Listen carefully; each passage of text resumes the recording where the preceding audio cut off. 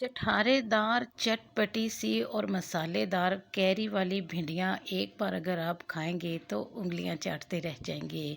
बिस्मिल्लाहिर्रहमानिर्रहीम। अस्सलाम वालेकुम। कैसे हैं आप? उम्मीद करती हूँ कि अल्लाह के फजलो करम से बिल्कुल ठीक होंगे, हेल्दी होंगे। आज आपके साथ मैं भिंडियों की ऐसी रेसिपी शेयर करने जा रही हूँ जिसे खाने के बाद आप तारीफ़ किए बिना नहीं रहेंगी। अगर आप भी भिंडियाँ खाने के बाद आपको पेट में दर्द का मसला रहता है या आपकी भिंडियाँ लेस छोड़ जाती हैं, तो इस रेसिपी को फॉलो करते हुए अगर आप अपनी भिंडियाँ बनाएंगे तो बिल्कुल भी ये मसाइल आपको नहीं देखने को मिलेंगे। तो उम्मीद करती हूँ कि आपको मेरी ये रेसिपी बहुत अच्छी लगेगी। रेसिपी अच्छी लगे और अगर अपने चैनल को भी लाइक नहीं किया, सब्सक्राइब नहीं किया तो सब्सक्राइब कीजिए मेरे चैनल को। तो चलिए स्टार्ट करते हैं आज की ये चटपटी सी भिंडियों की रेसिपी। तो यहाँ पे मैंने जो है 1/4 कप ऑयल ले लिया है। इसमें मैं हाफ़ टी स्पून जो है वो साबुत ज़ीरा डालूँगी। तकरीबन इसको चंद सेकंड के लिए ही मैं फ्राई करूँगी। बहुत ज़्यादा हमने इसमें कुछ भी फ्राई नहीं करना, झटपट से ये बन के रेडी हो जाती है। तो अब इसमें मैं अदरक और लहसुन का पेस्ट 1 टेबलस्पून जो है वो भर के ऐड कर दूँगी। तो इसको भी हमने बहुत ज़्यादा ओवर कुक नहीं करना, जस्ट चंद सेकंड के लिए ही हमने इसको गर्म ऑयल में जो है फ्राई करना है। तो यहाँ पे देखें तकरीबन 15 से 20 सेकंड ही हमने इसको फ्राई किया है। तो अब हम इसमें डाल देंगे कुछ स्पाइसेस। हाँ जी, भिंडियाँ हम बाद में ऐड करेंगे। यहाँ पे हम डालेंगे कुछ स्पाइसेस। चिली फ्लेक्स यहाँ पे हाफ़ टी स्पून जो है वो मैं ऐड कर दूँगी। बहुत ही इससे अच्छा फ्लेवर आ जाएगा। हल्दी जो है 1/4 टीस्पून इसमें मैं ऐड करूँगी। इससे क्या होगा कि जब हम इसमें फ्राई के लिए भिंडियाँ डालेंगे ना तो भिंडियों पे बहुत ही अच्छा कलर आ जाएगा और हमारी भिंडियाँ जो है वो बिल्कुल भी लेसदार नहीं बनेगी। मैं यहाँ पे बिल्कुल भी स्किप नहीं करूँगी। आप लाइव रिज़ल्ट देखें, हमारी भिंडियों में बिल्कुल भी फ्राई करते वक्त जो है लेस नहीं बनी थी। तो भिंडियाँ डाल देंगे इसमें और तकरीबन इसको जब तक ये फ्राई नहीं हो जाती हमने मीडियम टू लो फ्लेम पे इसको फ्राई करना है।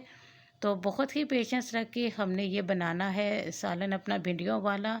आप यकीन करें कि ये इतनी टेस्टी बन के रेडी होती हैं कि आप जो हैं वो इसकी तारीफ़ किए बिना नहीं रहेंगे। तो यहाँ पे देखें जी, हमारी भिंडियाँ जो है वो तकरीबन 5-6 मिनट लगा है, बहुत अच्छी तरह से ये फ्राई हो चुकी हैं। तो अब क्या करेंगे कि इनको हम जो है वो निकाल लेंगे। अलग से बर्तन में इसको मैं निकाल लूँगी सारी भिंडियों को। तो उसी पैन में जो है वो मैं मज़ीद थोड़ा सा ऑयल ऐड करूँगी कि मुझे ऑयल कम लग रहा था। तकरीबन 4 टेबलस्पून यहाँ पे मैंने ऑयल ऐड किया है। बहुत ज़्यादा ऑयल जो है वो हम इसमें नहीं डालेंगे। तो 2 बड़े साइज़ के जो है वो बहुत बारीक लच्छे वाले प्याज हमने जो है वो काट के इसमें डाल देने हैं। इस साइज़ में अगर प्याज काटेंगे ना तो वो बहुत ही दिखने में अच्छे लगेंगे। प्याज को भी हमने बिल्कुल भी कलर नहीं देना, ना ओवर फ्राई करना है। जस्ट हमने इसको सॉफ्ट करना है ताकि ये ट्रांसपेरेंट सा हो जाए, इतना ही हमने इसको कुक करना है। तो यहाँ पे मैं इसको जो है दम पे लगा देती हूँ हल्की आंच पे। तब तक हम जो है कुछ दूसरा काम कर लेते हैं। तो यहाँ पे मैंने ले लिया है अपना सीक्रेट इंग्रेडिएंट्स।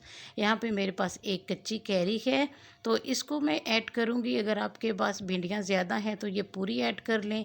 मेरे पास भिंडियों की क्वांटिटी थोड़ी कम थी तो इसलिए मैं ये हाफ़ ही ऐड करूँगी। इससे जो है वो काफ़ी खटास आ जाएगी और आपकी भिंडियाँ जो हैं वो भी जल्दी हज़म हो जाएंगी। अक्सर ऐसा होता है कि भिंडियों का सालन जो है वो सभी शौक़ से खाते हैं, तो खाने के बाद क्या होता है कि गर्मी का सीज़न है, हज़म नहीं होती, पेट में दर्द सा होने लगता है। तो ये अगर कैरियाँ डालेंगे ना आप इसमें और मेरे तरीके से ये रेसिपी फॉलो करेंगे तो ये वाली आपको प्रॉब्लम बिल्कुल भी फेस नहीं करनी पड़ेगी। तो यहाँ पे देखें प्याज हमारे ट्रांसपेरेंट हो चुके हैं, सॉफ्ट हो चुके हैं। तो इस स्टेज पर मैं यहाँ पे टमाटर जो है वो 2 बड़े साइज़ के डाल दूँगी। तो अब इसको भी मैं सॉफ्ट होने तक जो है फ्राई करूँगी, कुक करूँगी और दम पे ही सारा जो है प्रोसेस हमने कंप्लीट करना है। कैरियाँ जो हमने काटी थी वो भी इसके साथ ही इसमें मैं डाल दूँगी ताकि ये भी अच्छी तरह से सॉफ्ट हो जाएं।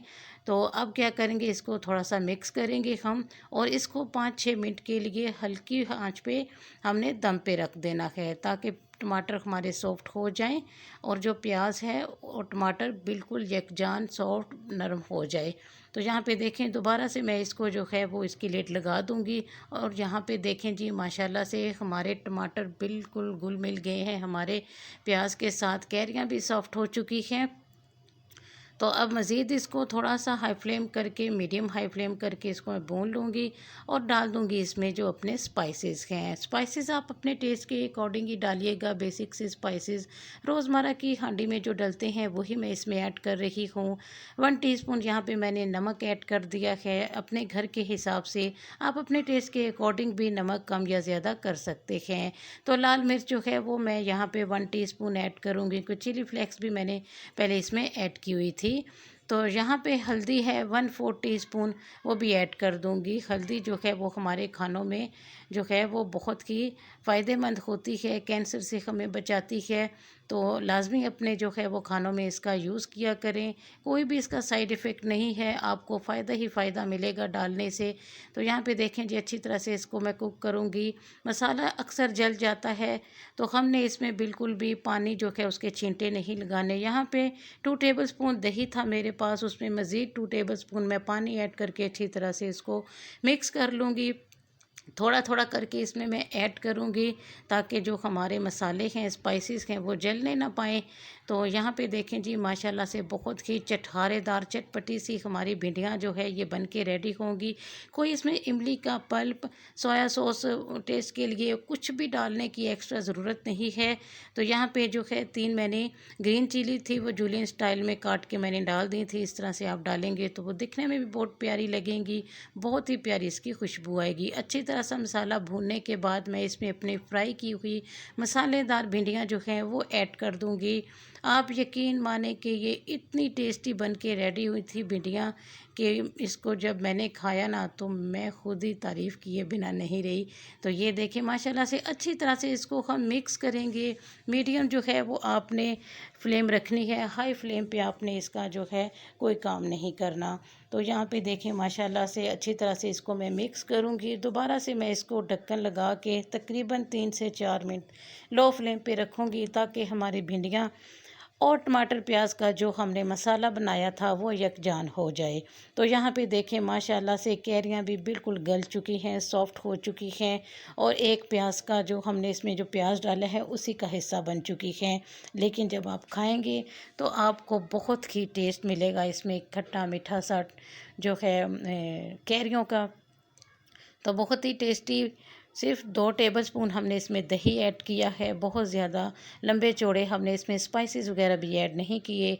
तो यहाँ पे देखें जो हमारी सर्विंग प्लेट भी जो है रेडी हो चुकी है। मज़ीद चटपटा बनाने के लिए इसमें मैं नींबू जो है वो भी काट के डाल दूँगी। तो ये देखें जी माशाल्लाह से हमारा जो कैरी का और भिंडी का सालन है वो बन के रेडी हो चुका है।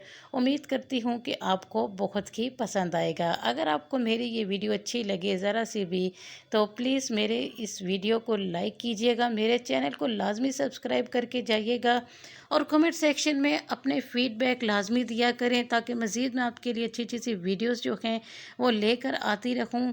तो आपके वीडियोस देखने से, लाइक करने से और आपके फ़ीडबैक से ही हमारी हौसला अफजाई होती है और हमें पता चलता है कि आपको हमारी रेसिपीज़ कैसी लग रही हैं। तो मुझे दीजिए इजाज़त, अपना अपने वालिदैन का बहुत ख्याल रखा कीजिए। अल्लाह हाफ़िज़।